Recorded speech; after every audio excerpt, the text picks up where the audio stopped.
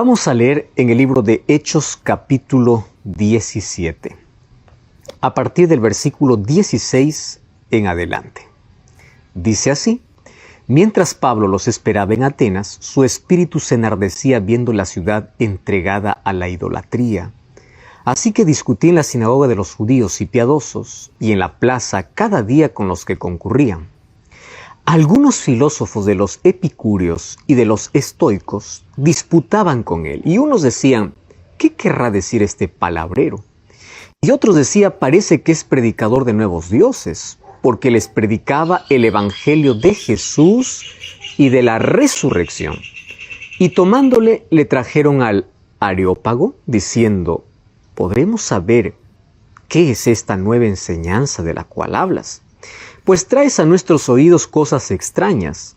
Queremos pues saber qué quiere decir esto, porque los atenienses y los extranjeros residentes allí en ninguna otra cosa se interesaban, sino siempre en oír algo nuevo. Entonces Pablo, puesto en pie en medio del Areópago, dijo: varones atenienses, en todo observo que ustedes sois muy religiosos, porque pasando y mirando vuestros santuarios, hallé un altar en el cual estaba esta inscripción: al Dios no conocido, al cual vosotros adoráis, pues sin conocerles es este a quien yo os anuncio. El Dios que hizo el mundo y todas las cosas que en él hay, siendo el Señor del cielo y de la tierra, aquel que no habita en templos hecho por manos de hombres. No es honrado por manos de hombres como si necesitase algo, pues Él es quien da a todos vida, aliento y todas estas cosas. Y de una sangre ha hecho todo el linaje de los hombres para que habiten sobre toda la faz de la tierra. Y les ha prefijado el orden de los tiempos y los límites de su habitación, para que busquen a Dios y si en alguna manera palpando puedan hallarle, aunque ciertamente no está lejos de cada uno de nosotros, porque en Él vivimos y nos movemos y somos, como algunos de vuestros propios poetas han dicho, porque linaje suyo somos. Siendo pues linaje de Dios, no debemos pensar que la divinidad sea semejante a oro, plata, piedra, escultura o arte de imaginación de hombres. Pero Dios, habiendo pasado por alto los tiempos de ignorancia, ahora manda a todos los hombres en todo lugar que se arrepientan, por cuanto ha establecido un día en el cual juzgará al mundo con justicia por aquel varón a quien designó, dando fe a todos con haberle levantado de los muertos.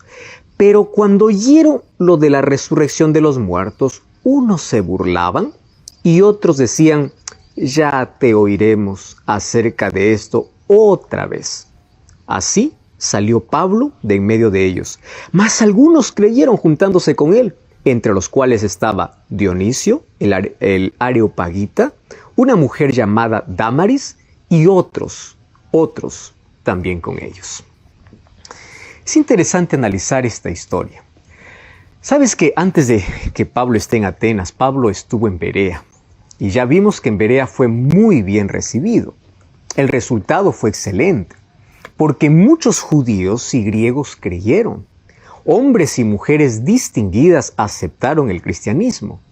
Ahora, pero esta buena noticia, aunque demoró algunos meses, llegó a Tesalónica.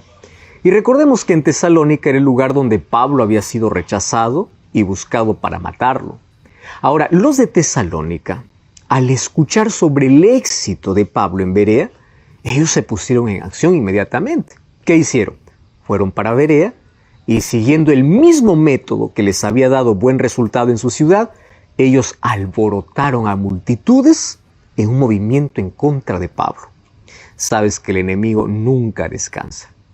Y cada vez que sabe que está perdiendo personas de su lado, él se enfurece y hace de todo para interrumpir o para destruir a los mensajeros de Dios.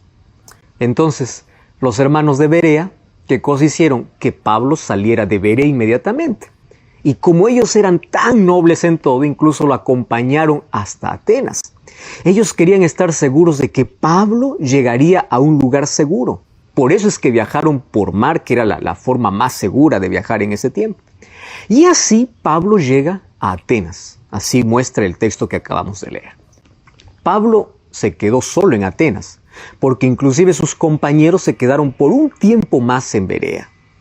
Ahora, desde el puerto principal de Piraeus, donde posiblemente desembarcó, Pablo allí comenzó un recorrido de unos 10 kilómetros hasta la ciudad más antigua.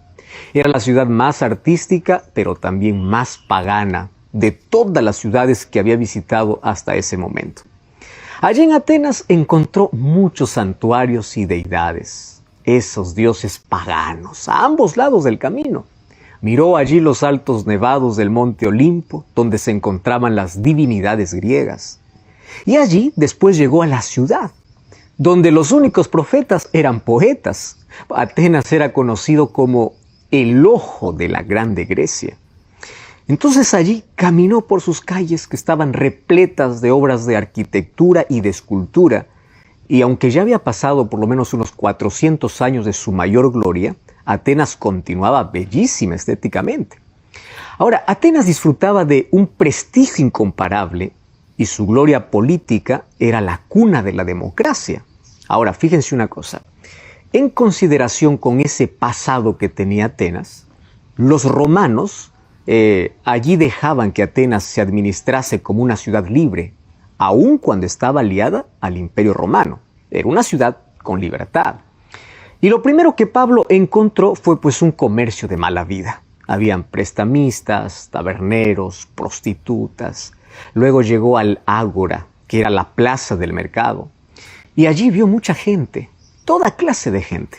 Vio a esclavos, comerciantes, estudiantes, prostitutas, compradores provenientes de todos los niveles sociales. Vio allí los filósofos atenienses y extranjeros, aquellos personajes de la ciudad y de todos los rincones del mundo mediterráneo que siempre pasaban por la ciudad o por allí vivían. Y de allí siguió hasta la Acrópolis, que era la parte superior de la ciudad. Y allí estaba la preciosa corona de Atenas con la joya pagana del Partenón. O sea, el templo de Atenea, que según Homero era hija de Zeus, el dios más poderoso del Olimpo. Y era el lugar donde supuestamente moraban todos los dioses griegos. La diosa de la guerra, específicamente de lo que se consideraba la guerra civilizada. Algo que no existe, ¿verdad? Bueno, el asunto es que ahí estaban las famosas escuelas de filosofía también. En los siglos 5 y 4 a.C., ellos fueron líderes en filosofía, porque en Atenas nació Sócrates, nació Platón. Allí vivieron Aristóteles y Pitágoras. Para el tiempo de Pablo, Atenas no era la misma. La filosofía ya se había degenerado en sofismas. La poesía solamente se había degenerado a versos. El legado de Aristóteles fue despreciado y fue desperdiciado por hombres mediocres. Pablo no encontró a nadie de la estatura de Platón o Aristóteles. Pablo apenas escuchaba la repetición de los dichos de aquellos grandes filósofos. Y las escuelas de filosofía, cuyo origen se remontaban a los días de Platón y Aristóteles, ahora estaban manejados por tres grupos: por los estoicos, por los epicúreos y por los cínicos. Los estoicos tenían el objetivo de vivir en armonía con la naturaleza, dando énfasis siempre a la razón humana, a la autosuficiencia individual. Ellos amaban todo lo que produjera tranquilidad de la mente y seguridad moral. En cambio, los epicúreos, ellos defendían el placer como el principal objetivo de la vida. Placer para ellos era una vida tranquila, libre de dolor, libre de temor, incluso sin miedo a la muerte. También estaban los cínicos, que buscaban un retorno a la vida natural. Y para lograrlo, querían destruir a todos los convencionalismos, incluyendo la familia. Y vivían ellos como vagabundos, mendigando siempre su alimento y durmiendo allí en los edificios públicos. Ahí estaban esas tres escuelas. Ahora, lo que más impresionó a Pablo fue el paganismo, fue la idolatría, fue ese paganismo que le dolía a Pablo cuando veía la ciudad llena de ídolos. Tú sabes que para Pablo había un sentimiento de tristeza, de pena, porque él miraba allí los templos, las imágenes de divinidades, miraba los ídolos dedicados a dioses, que no eran dioses, sino demonios, dice en 1 Corintios 10:20. Allí en Atenas habían aproximadamente 3.000 esculturas. Irónicamente, había más esculturas que gente. Entonces, la idolatría no tenía nada más que inventar. Sacerdotes, sacrificios, altares, fiestas. La ciudad estaba sin esperanza. La ciudad no tenía satisfacción, estaba inquieta. Por eso es que Pablo, cuando vio esa situación, vio que había tantas personas que necesitaban del Evangelio, así lo confirmó en 1 Corintios 1:21, Pablo entonces no perdió más tiempo. Pablo rechazaba la idolatría como algo extremadamente dañino para el espíritu humano. Y al mismo tiempo, un celo por Dios se apoderó de él y una compasión tan intensa por la gente que él ni siquiera esperó que sus compañeros llegaran. Él comenzó inmediatamente a predicar el Evangelio. Y como siempre, ¿dónde comenzó Pablo? Pues en la sinagoga. Y de allí continuó en la plaza del mercado y terminó en el Areópago. Ahora te explico de qué se trata ese lugar. 3 lugares de predicación que abarcaron a toda la población de Atenas. Abarcó a todas las clases sociales. Y sabes que él usó una estrategia extremadamente eficiente. Desde el punto de vista de cómo hacer conocer el Evangelio. Él mostró una manera de cómo evangelizar una ciudad culta sin descuidar a nadie. Ahora fíjense, en la sinagoga argumentó con los judíos y con los griegos que temían de Dios. El tema sobre el cual reflexionaban era siempre el mismo. ¿Quién? Jesús. Y la manera en que Jesús cumplía todo lo que los profetas habían anunciado sobre el Mesías. En conclusión, Jesús es el Mesías. Eso era su tema a donde él iba. Luego en la plaza, ahí en la plaza del mercado, con los vendedores y con los que iban a comprar, también él habló de Jesús. Y allí no tardaron en aparecer los filósofos. Cuando lo escucharon, dice que algunos epicúreos y algunos estoicos preguntaron, ¿qué pretende decir este charlatán?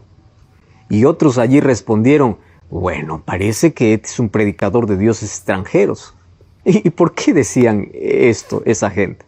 Bueno, simplemente porque Pablo les predicaba acerca de Jesús y les hablaba acerca de la resurrección. Entonces, había una creencia, de acuerdo a Platón, los seres humanos más elevados tenían un conocimiento más profundo y un conocimiento sobre los dioses. Por eso es que estos hombres eran considerados mensajeros de Zeus, que les había mandado en alguna misión especial. Y entre estos hombres pues estarían Pitágoras, Sócrates. Entre esos hombres también era posible contar con algunos charlatanes o impostores. Y había muchos. Por eso es que a Pablo le dice, ¿quién es este charlatán o es un enviado de los dioses? Ahora, primero lo trataron como charlatán, pero pronto se dieron cuenta que Pablo sabía cosas que ellos no sabían, que ellos desconocían. Entonces ellos descubrieron que sus facultades intelectuales merecían respeto. Y en este caso, la plaza pues no era un lugar apropiado para preguntarles sobre aquellos asuntos que había estimulado la curiosidad filosófica de ellos. Así que por respeto a lo que Pablo ya estaba hablando, lo tomaron y lo llevaron al Areópago. Y el Areópago no estaba lejos de allí. Allí en el Areópago, pues Demóstenes hacía sus grandes discursos. Allí también había un templo dedicado a Marte, donde se reunían un grupo de centenares de personas para también formar el concilio jurídico. Entonces, un grande grupo de los que estaban escuchando en la plaza lo siguió hasta el Areópago. Y desde tiempos pasados, el Areópago había sido y todavía era el lugar en el que se sentaba el Tribunal de Justicia para poder definir la verdad sobre los casos que llegaban. Pero en este caso, Pablo no fue llevado para enfrentar un juicio. Pablo fue llevado para que pueda exponer las enseñanzas sobre Jesús. Y allí comenzaron las preguntas. Y la primera pregunta era, ¿en qué consiste la enseñanza que estás presentando? ¿Qué cosa es lo que estás hablando? Y luego, como aclarando la intención de la pregunta, dijeron, porque tú nos traes a nuestros oídos cosas extrañas. Y dice que ellos estaban acostumbrados y siempre ávidos de poder aceptar aquellas cosas nuevas. Y la segunda pregunta solamente pretendió precisar bien lo que deseaban saber. Ellos dijeron, queremos saber, ¿qué significan estas cosas extrañas? ¿Cuál es el mensaje que tú nos estás trayendo? Y es que todos los atenienses y los extranjeros que vivían allí, pues pasaban el tiempo escuchando y comentando las últimas novedades, una característica de la ciudad. Siempre les gustaba la novedad.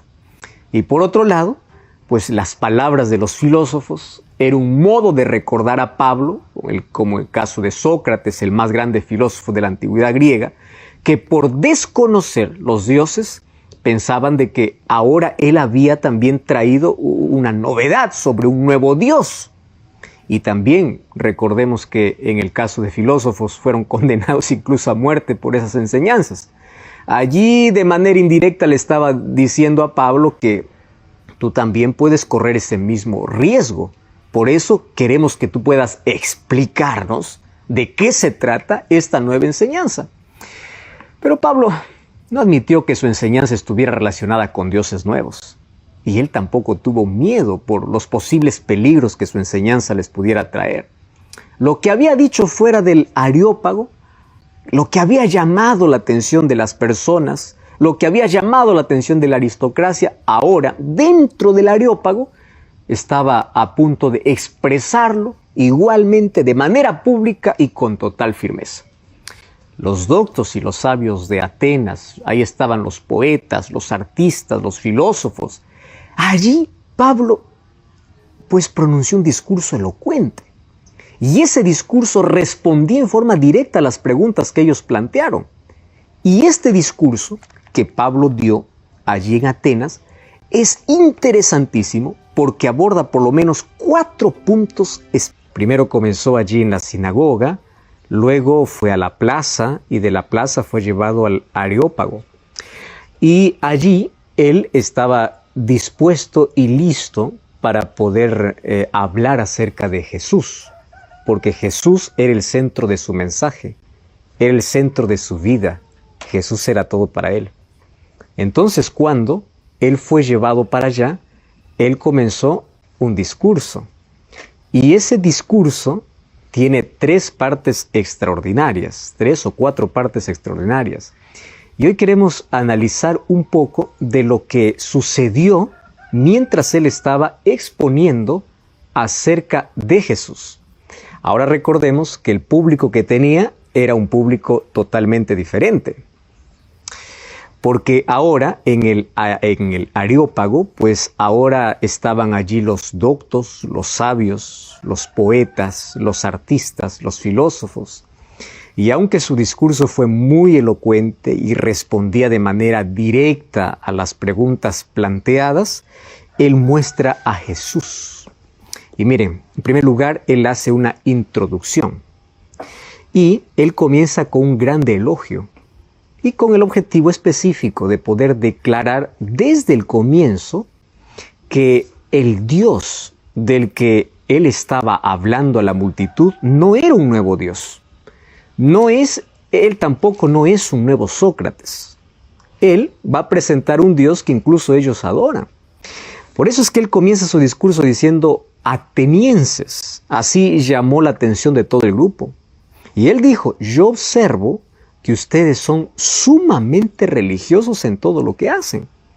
Si te das cuenta, él no ofendió a nadie, tampoco contradijo a nadie. Y claro, eso era lo mejor que podía hacer. Lo que tenía que hacer era atraer la simpatía de todos usando un lenguaje refinado y un lenguaje cortés. Y él cuenta su experiencia y dice, cuando yo pasé observando los santuarios de ustedes, yo también encontré un altar con esta inscripción. ¿Qué inscripción? Al Dios no conocido. Ese que ustedes adoran, aún sin conocer, es el Dios a quien yo los anuncio. O sea, no es un Dios extraño. Ustedes también lo adoran. Es más, ustedes son tan inteligentes porque reconocen que están adorando a alguien que no conocen. Por eso dice al Dios no conocido. O sea, estaba hecha ya la aproximación en los mejores términos. Y Pablo estaba listo para poder entrar directo al corazón de ellos. Y allí viene la segunda parte del discurso, que era la enseñanza que él tenía que dar. Y Pablo aquí procedió a exponer las verdades que él enseñaba una por una. Y es interesante la manera didáctica que él aquí presenta.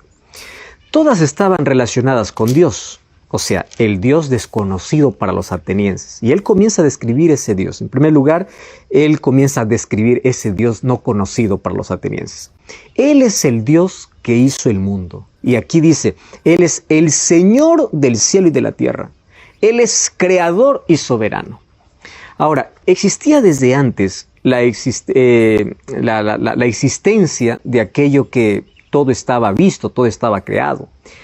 Fíjate una cosa, que aquí Pablo dice, todo lo que existe en el cielo y en la tierra fue hecho por este Dios al cual ustedes dicen que es un Dios no conocido. La mente de los griegos no pudo evitar una comparación inmediata. ¿Por qué? Porque el Dios más poderoso que ellos conocían era Zeus. Zeus era aquel que enviaba los truenos, los relámpagos, la lluvia, los vientos, y que supuestamente había nacido en Creta. Ellos creían, esto era una leyenda, que este dios era hijo de Cronos. Cronos era rey de los titanes de la isla y su esposa se llamaba Rea. Y supo que uno de sus hijos lo destronaría. Así que cada vez que nacía un hijo, dice la leyenda, que éste lo tragaba para poder evitar que ese mal pudiera sucederle. Pero cuando nació Zeus, su madre envolvió en pañales a aquel bebé para que Cronos no se lo tragara. Entonces lo que hizo es escondió a su hijo en una cueva de Creta. Cuando Zeus creció, cuando ya llegó a la edad madura, él dirigió una revuelta contra Cronos, su padre, ¿no? Y así lo destronó. Y ellos en su leyenda decían que así es como se convirtió en un gobernante del cielo. Según lo que Homero cuenta en su obra La Ilíada, él dice, el cielo estaba localizado en la cima del monte Olimpo, que era el más alto de Grecia.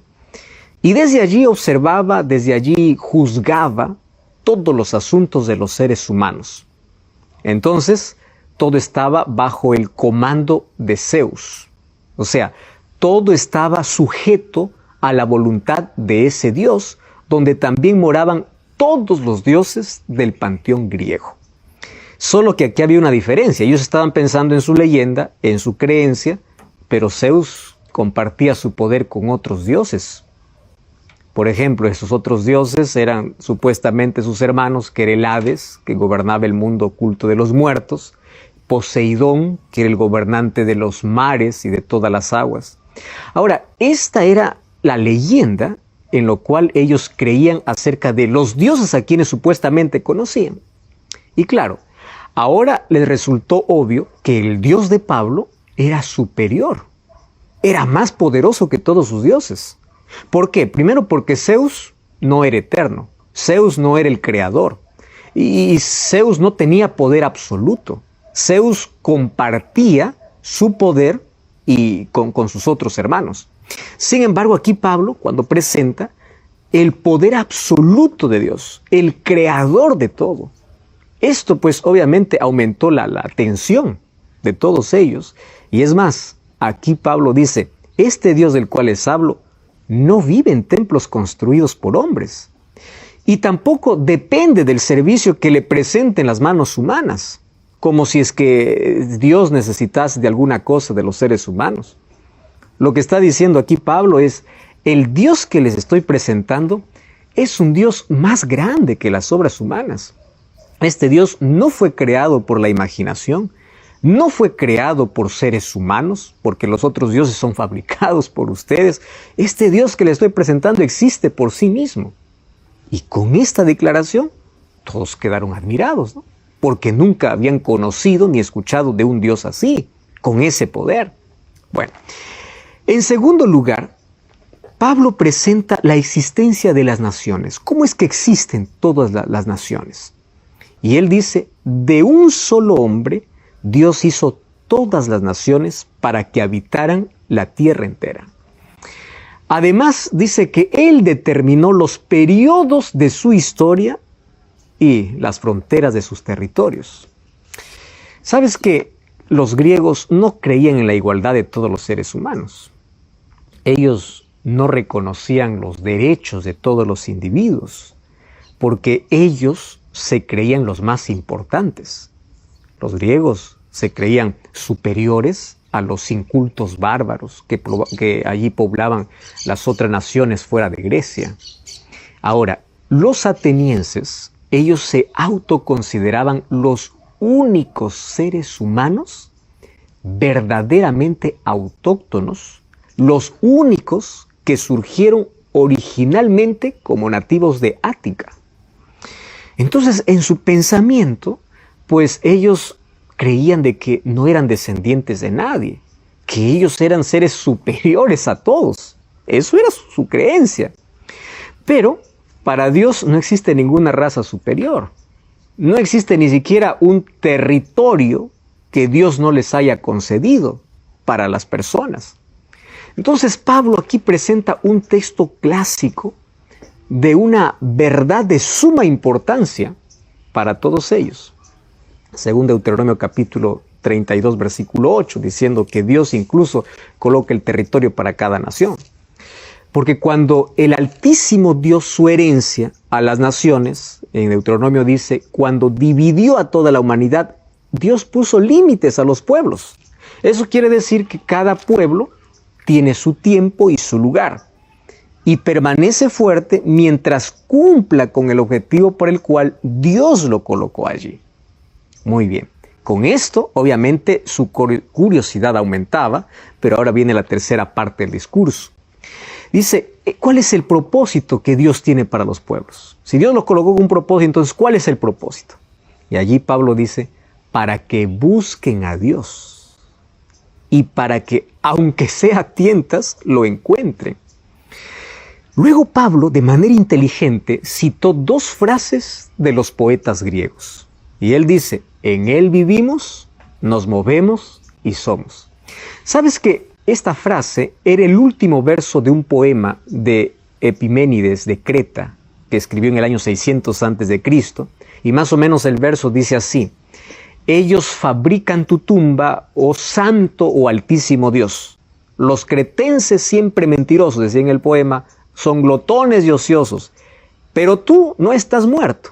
Tú vives y tú permaneces para siempre, porque en ti vivimos, en ti nos movemos y en ti somos. Cuando Pablo menciona esa última expresión, al mencionar esto, pues despertó más la curiosidad de sus oyentes. Y luego Pablo agregó, de Él somos descendientes, hablando acerca de Dios. Y luego citó a Aratus de Cilicia, que vivió en el año 310 a.C., y el quinto verso de su poema, que se llamaba Fainomena, que era dedicado a Zeus, también lo citó aquí. La pregunta es, ¿acaso quería Pablo igualar a Zeus, a Dios a Zeus? ¿O a quién estaban dirigidos estos poemas, verdad? ¿Acaso quería hacer esa comparación? No se trata de eso. Todo lo que pretendía era recuperar algunas pequeñas perlas que estaban dispersas en la literatura humana acerca del verdadero Dios y las usó para darlo a conocer al Dios verdadero. Ellos habían dirigido esos versos a un Dios falso, pero ahora Pablo tomó esos versos para decir, está hablando del Dios verdadero. Y finalmente, aquí dice que Dios es espiritual. Número 4, ¿no? Dios no puede ser representado por objetos materiales. Por lo tanto, dice, si nosotros somos descendientes de Dios, no debemos pensar que la deidad pues sea semejante al oro, a la plata, a la piedra, a la escultura creada por la destreza y la imaginación de los seres humanos. De ninguna manera.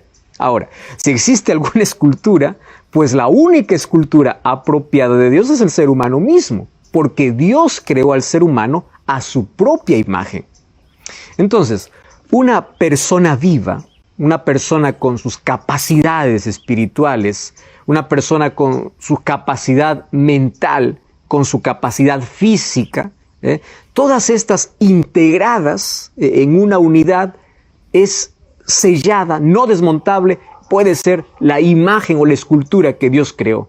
Sin embargo, ¿cómo es que el ser humano hoy puede fabricar estatuas de materiales inertes y adorarla como una representación de Dios?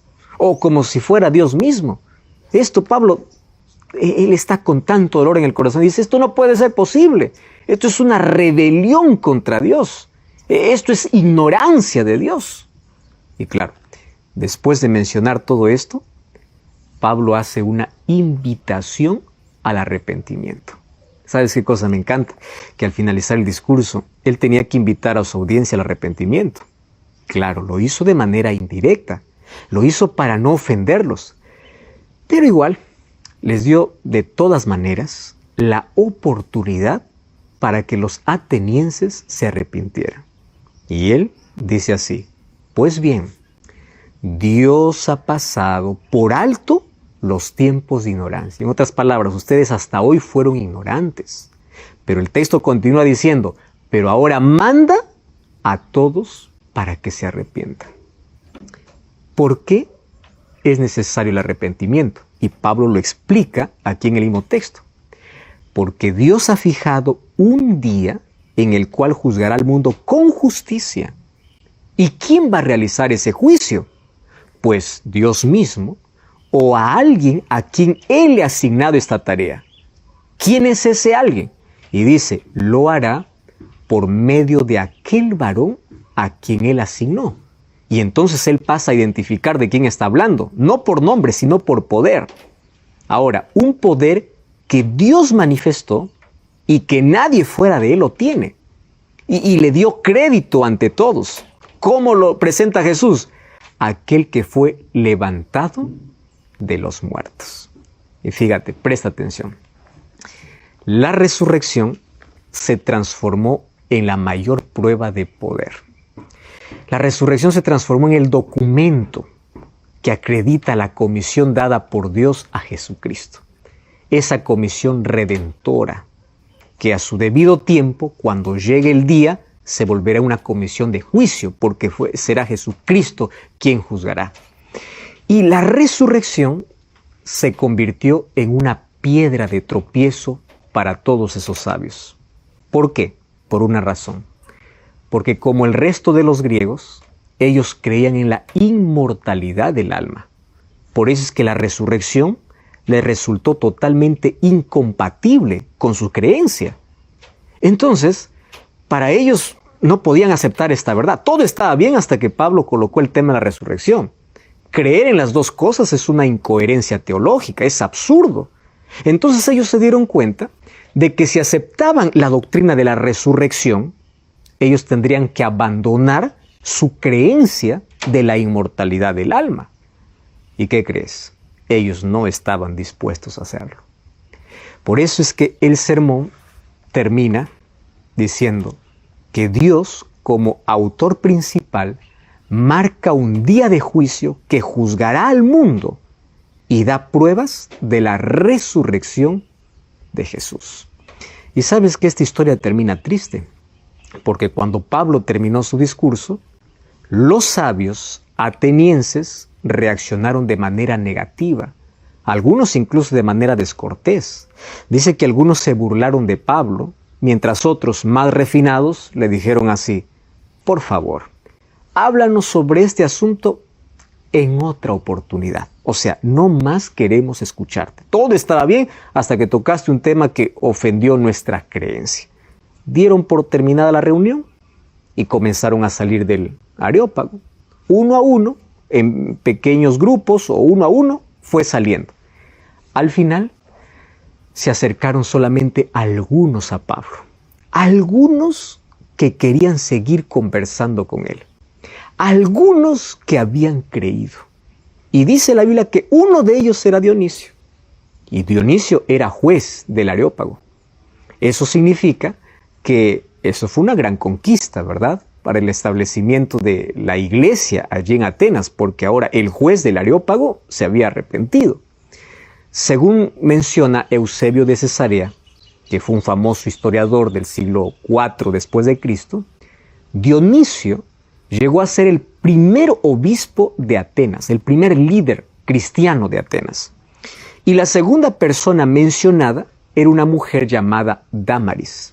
Entonces, lo más probable es que esta haya sido una mujer de la aristocracia, que ella ya había escuchado de Pablo allí en la plaza y que luego también entró allí al Areópago con toda la multitud de personas que fueron para poder escuchar el discurso de Pablo y que acompañaron a Pablo desde la plaza hasta ese lugar, allí cuando los filósofos lo invitaron a debatir. Bueno, el asunto aquí está claro. Pablo presentó una verdad, pero una verdad que chocó con sus creencias.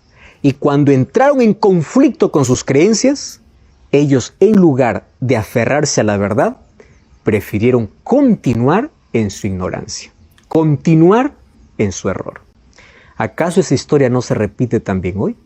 Tú puedes entender la verdad, pero si choca con una creencia tuya, cierras tus oídos y dices, no quiero más oír. ¿Cuántas oportunidades el ser humano se pierde, a veces por cerrar su mente, por no oír a las cosas que Dios tiene en su palabra? Y de esta invitación que Pablo hizo, nosotros podemos extraer valiosísimas lecciones para nuestra vida hoy.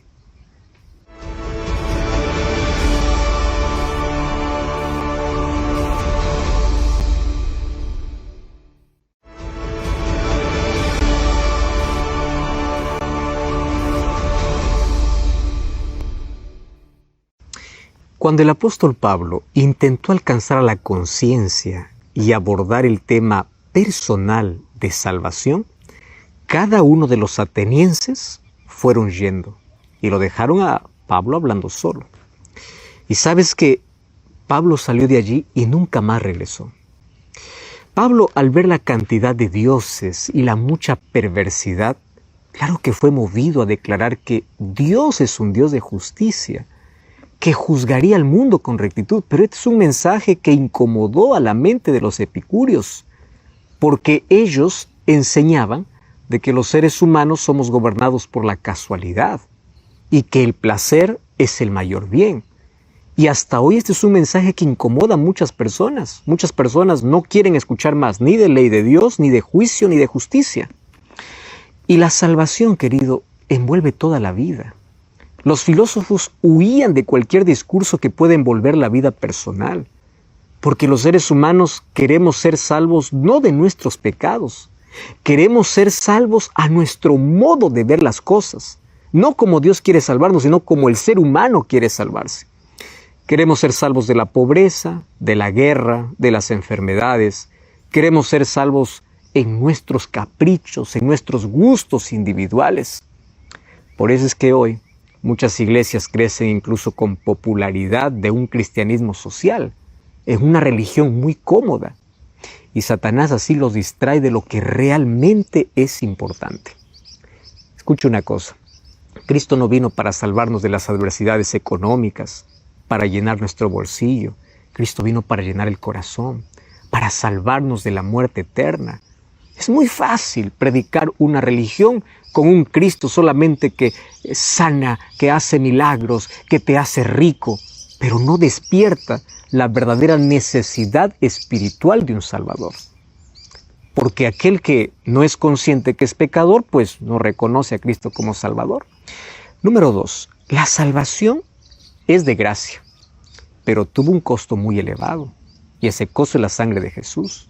Y para aceptar la salvación también hay que pagar, pero no se trata de un pago de dinero, sino un pago de renuncia, de entrega, donde tú tienes que abandonar las excusas para ir a Jesús, donde tú tienes que cortar ciertas tradiciones con las cuales has crecido.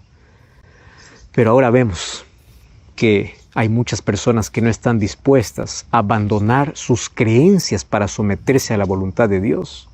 El precio que hay que pagar a veces es la burla de nuestros amigos cuando saben que estamos siguiendo la palabra de Dios. O a veces el rechazo de nuestros propios familiares cuando no concuerdan con nuestra decisión. Salvación sin cruz no existe. Recuerda lo que Jesús dijo: si alguno quiere ser mi discípulo, niéguese a sí mismo, tome su cruz y sígame. Y solo sabemos que todo aquel que toma su cruz tendrá una corona y tendrá una eternidad al lado de Jesús. Número 3. La salvación no es a nuestro modo, no es como yo quiero. es como Dios pide y como Dios estableció en su palabra. Imagina la situación caótica si el paciente cuando va al médico le dijese: yo quiero ser curado como yo quiero, no como tú quieres. Muchos cristianos piensan que su idea debe prevalecer incluso por encima de la palabra de Dios, que su religión está por encima de lo que Dios quiere. Aquellos que dicen: yo sirvo a Dios a mi modo, no están sirviendo a Dios, se están sirviendo a sí mismos. ¿Cómo entonces Dios quiere que yo les sirva? Bueno, las personas quieren una religión que no les hable de juicio, de ley, de cosas que tienen que hacer. Quieren una religión que tenga permisiones para vivir como quieran. Una religión donde pueden beber alcohol, donde pueden jugar con el pecado, donde dicen: basta la gracia, pero puedo seguir como quiero. Quieren una gracia que salva, pero no una gracia que transforma. Muchos quieren una religión sin cambios, una religión de comodidad. ¿Sabes? Dios te ama, pero la salvación no es como tú quieres. Mateo 7:21 dice: muchos me dirán aquel día: en tu nombre hicimos grandes cosas, y yo les diré: no os conozco. Porque no hicieron la voluntad de Dios expresada en su palabra. Existen tres tipos de personas. En primer lugar, las personas honestas a Dios, que pasan de la especulación a la sumisión. Existen personas que quieren agradar a Dios de todo corazón. Entonces, cuando entienden lo que tienen que hacer, pues se ponen de parte de Dios, no importa lo que tengan que abandonar. ¿Correcto? Una religión estéril es saber la verdad y continuar en el error. Es hablar de Dios sin obedecer a Dios. Recuerda que la obediencia es el resultado de nuestro amor a Dios. Hay un segundo grupo de personas receptivas, que ven a la religión como sumisión a la voluntad divina, que no buscan a Dios, buscan sus intereses personales, no están dispuestos a entregar sus intereses personales a Dios. Su oración, o de este grupo de personas, puede ser como la de Jesús, o contraria a ella: hágase tu voluntad, mientras que otros dicen: quiero hacer mi voluntad. Algunos simplemente usan a Dios y no quieren que Dios los use. Entonces aquí Pablo dice que este grupo de personas pues siempre va a rechazar la verdad. Hay un tercer grupo de personas caprichosas, que por más que sepan lo que hay que hacer, nunca lo van a hacer. Siempre colocan una excusa. Están dispuestos siempre a aferrarse a sus tradiciones antes que a la Biblia. Prefieren su familia, sus amigos, su trabajo más que a Dios. Cierran su corazón a Dios. Y cuando ven que algo no está de acuerdo con aquello que creen, rechazan. Esto sucedió con los filósofos de Atenas. Ellos estaban dispuestos a dejar de creer incluso en sus dioses con tal que eso sea todo. Pero llevar a Dios en serio significaba también cambiar su comportamiento. Y eso ellos no estaban dispuestos a hacer. La visita de Pablo en Atenas revela la diferencia entre la filosofía